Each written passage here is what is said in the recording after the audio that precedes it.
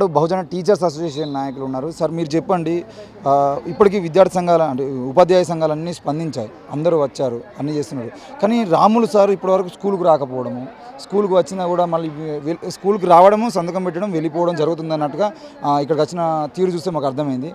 ఆ సంఘటన జరిగిన తర్వాత నుండి రాములు సారు స్కూల్కి రావడానికి భయపడుతున్నారు అనుకోవాలా, లేదంటే ఇక్కడే ఉంటే మళ్ళీ దాడి జరిగేటువంటి ప్రమాదం ఉంది అని చెప్పేసి ఆలోచనలు ఏమైనా ఉన్నాయనుకోవచ్చా? రాములు గారి పరిస్థితి ఏంది ఇప్పుడు?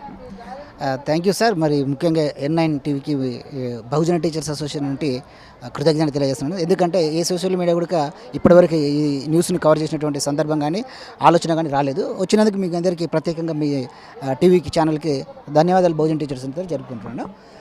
వాస్తవానికి మరి ఈ పరిస్థితి రావడానికి అనేకమైనటువంటి కారణాలు ఈ వ్యవస్థలో ఉన్నాయి. అందులో భాగంగానే ఈ పాఠశాల జరిగింది.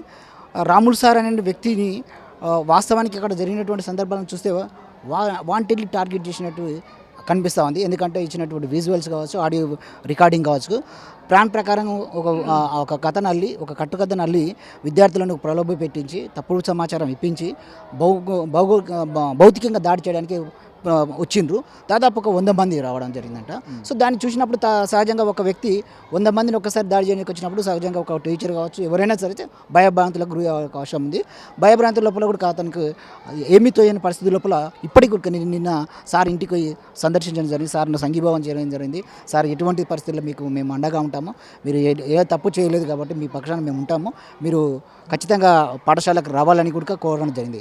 వాస్తవానికి అతను షర్టు చించడం, దాడి చేయడం, దెబ్బలు తగడము, అతని వాస్తవానికి నిన్న బౌద్ధస్థానం ఇంట్లో పడుకున్నాడు, దగ్గడం, మొత్తం చెస్ట్ మీద మరి ఏం చేసినో తెలియదు కానీ మొత్తం మీద దగ్గడం అనేది బాగా ఇబ్బందికరంగా ఉన్నాడు. ఈరోజు కూడా పాఠశాలకు వచ్చినట్లు సమాచారం అయితే ఉంది.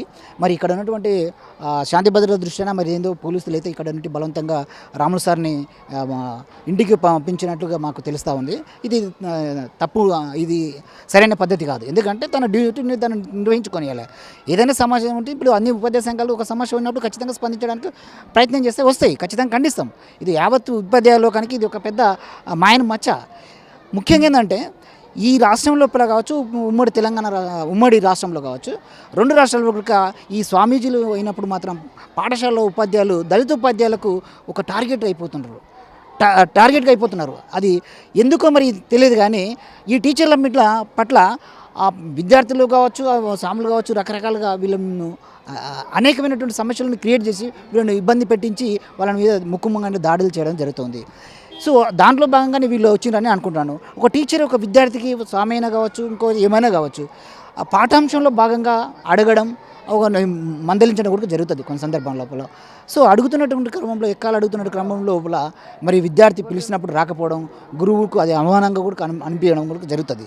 ఈ రోజు ఎట్లా ఉందంటే పరిస్థితి, నిజంగా ఈ పబ్లిక్ వ్యవస్థ లోపల ఉపాధ్యాయుల మీద పాఠశాల లోపల దాడులు చేస్తుంటే టీచర్లు కూడా మాకెందుకు వచ్చింది అన్నటువంటి ఆలోచన వస్తుంది.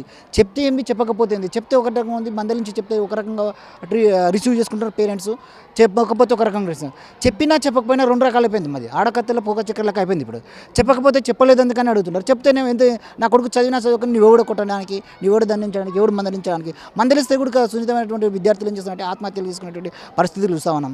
సో అవి దర్భరించకుండా ఉండాలంటే ఒక సౌహృదమైనటువంటి వాతావరణం కల్పించాలి. అటు తల్లిదండ్రులకు మంచి వాతావరణం నేర్పాలి, వ్యవస్థ లోపల కూడా మంచి సౌహృదమైనటువంటి భావం ఉన్నటువంటి వ్యవస్థను నెలకొల్పితేనే ఈ రకంగా మంచి వ్యవస్థ లోపల విద్యాబుద్ధులు చెప్పడానికి పాఠశాల లోపల ఉంటుందనేది ప్రగాఢమైనటువంటి విశ్వాసం.